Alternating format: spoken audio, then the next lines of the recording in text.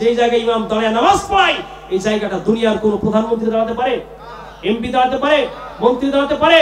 এই জায়গা হচ্ছে রাসূলের জায়গা, রাসূলের স্থান। রাসূল এই জায়গায় বসে নামাজ পড়িয়েছেন, আর তার স্থানাভিষিক্ত হচ্ছে যারা আলেম, যারা হুজুর বলে আপনারা জানেন, তারা হচ্ছে ওই জায়গার সম্মানিত ইমাম। ঠিক কিনা?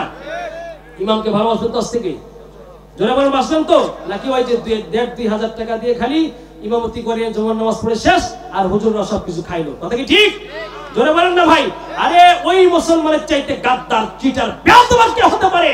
নামাজের মতো শ্রেষ্ঠ ইবাদত ইমামতি করে, তার সামনে দাঁড়ায় ইমাম সাহেব, মসজিদের ইমাম, তার পিছনে দাঁড়ায় সে ইমামতি করে। মসজিদের ইমামের আগে যদি আপনি রুকু সিজদা করেন, নামাজ আপনার ভেঙে যায়। নামাজের সালাম ফিরা হইলেই সভাপতি সাহেব দায়িত্ব পাইছে, আর ইমাম সাহেবের পিছনে ঠেলাঠেলি শুরু করে। ঠিক কিনা?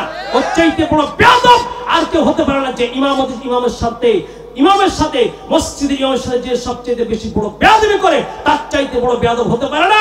আপনারা সমাজবদ্ধ হয়ে তাকে বয়কট করে দেশ থেকে, এলাকা থেকে, সমাজ থেকে জুতা পিটায় বের করবেন। ঠিক কিনা?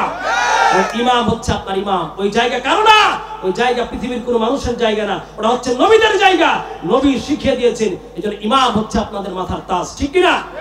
মরার সময় ইমাম, জন্মের সময় ইমাম, বিবাহের সময় ইমাম, আর শুধু ইমামের পিছনে আমরা লেগে থাকি। ঠিক কিনা? ইমামদের খোঁজ দিবেন, বেতন কম থাকলে বাড়ায় দিবেন, রিজিকে বরকত দিবেন। ঠিক কিনা ভাই? ইমামের খবর নিবেন। 3-4 হাজার টাকা মাসে ইমামতি করে কি পেট চলে? জোরে বলেন না। খবর নিবেন, খবর। আল্লাহ পাক তৌফিক দান করেন।